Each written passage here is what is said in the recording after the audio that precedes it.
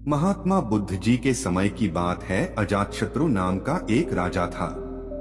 उनका राज्य बहुत अच्छा चल रहा था, किंतु कहते हैं ना कि समय हमेशा एक जैसा नहीं रहता। ऐसा ही अजातशत्रु के साथ हुआ। राजा कई मुश्किलों से घिर गए और उन मुश्किलों से बाहर नहीं निकल पा रहे थे। उन्होंने कई युक्तियां अपनाई, लेकिन असफल रहे। एक दिन उनकी मुलाकात एक तांत्रिक से हुई। राजा ने तांत्रिक को अपनी मुश्किलें बताई। तांत्रिक ने राजा की बातों को ध्यान से सुना, फिर उसने एक उपाय बताया। तांत्रिक ने कहा, आपको पशु बलि देनी पड़ेगी, तभी आपकी मुश्किलों का समाधान होगा। पहले तो राजा काफी सोच विचार में पड़ गया, लेकिन उन्हें जब कोई भी रास्ता ना दिखा तो उन्होंने तांत्रिक की बात मान ली। तांत्रिक के गया कहे एक बड़ा अनुष्ठान किया गया। पशुओं को मैदान में बलि देने के लिए बांध दिया गया।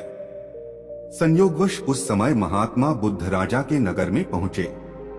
वे उसी स्थान से गुजर रहे थे जहां पर राजा ने अनुष्ठान कराया था।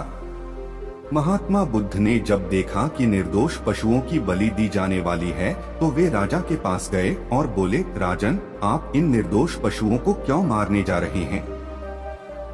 राजा बोले, महात्मा जी, मैं इन्हें मारने नहीं अपितु राज्य के कल्याण के लिए इनकी बलि देने जा रहा हूँ, जिससे सारे राज्य का कल्याण होगा।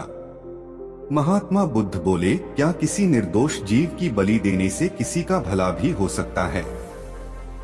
थोड़ा सा रुककर महात्मा बुद्ध ने जमीन से एक तिनका उठाया और राजा को देते हुए बोले, इसे तोड़कर दिखाइए।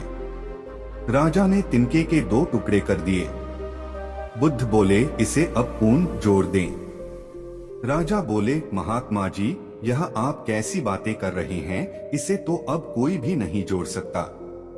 तब बुद्ध राजा को समझाते हुए बोले, राजन, जिस प्रकार इस तिनके के टूट जाने के बाद आप इसे नहीं जोड़ सकते, ठीक उसी प्रकार जब आप इन पशुओं की बलि देंगे तो यह निर्दोष जीव आपके कारण मृत्यु को प्राप्त होंगे और इन्हें आप दोबारा जिंदा नहीं कर सकते, बल्कि इनके मरने के बाद आपको जीव हत्या का दोष लगेगा और आपकी मुश्किल है कम होने के बजाय और भी कहीं अधिक बढ़ जाएंगी, क्योंकि किसी भी निर्दोष जीव को मारकर कोई भी व्यक्ति खुशी नहीं प्राप्त कर सकता।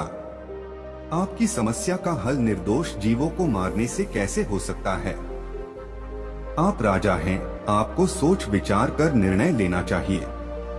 अगर आप सच में अपनी मुश्किलों का हल चाहते हैं तो दिमाग से काम लीजिए, मुश्किलें तो आती जाती रहती हैं। यही जिंदगी का सच है। निर्दोष को मारने से समस्याएं नहीं समाप्त होंगी, बल्कि उसका हल आपको बुद्धि से ही निकालना होगा।